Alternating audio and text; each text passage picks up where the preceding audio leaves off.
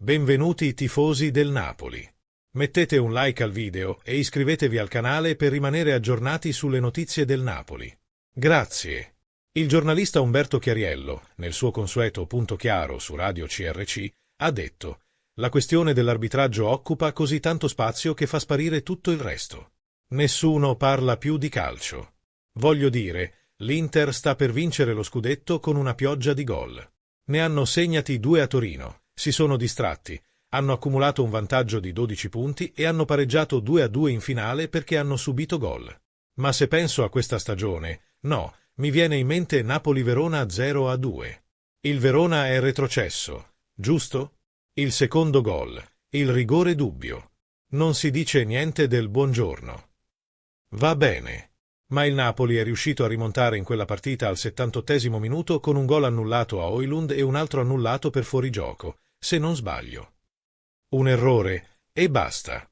Avevano ancora 15 minuti da giocare, non sono riusciti a sbloccare il risultato. Il Napoli va subito in svantaggio a Parma per un errore clamoroso di chissà chi. Cosa? Gesù. Ci mette un'ora per pareggiare. Un'ora. Il primo tempo è insopportabile, poi ha più di mezz'ora per vincere la partita e non ci riesce. A Torino, contro il Torino, sta perdendo a meno di mezz'ora dalla fine. Ha un'ora per pareggiare, pareggia all'ultimo minuto con Lang in fuorigioco e perde la partita. A Udine, sta perdendo verso la fine del secondo tempo, più o meno, ha mezz'ora per pareggiare e non ci riesce. Il Napoli sta puntando il Galatasaray per rinforzare il centrocampo.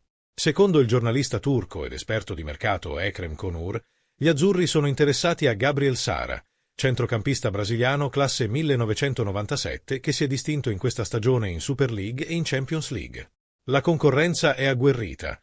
Anche Manchester United e Aston Villa sarebbero interessati al giocatore. Esperienza e versatilità, un profilo completo per il centrocampo.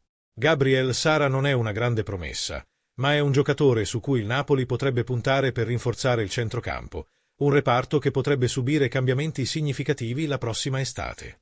Secondo Ekrem Konur, l'esperienza nelle competizioni europee, la versatilità tattica che gli permette di giocare in diverse posizioni a centrocampo e la capacità di spingersi in avanti e tirare in porta, una caratteristica importante per i giocatori in quel ruolo, hanno attirato l'attenzione del club.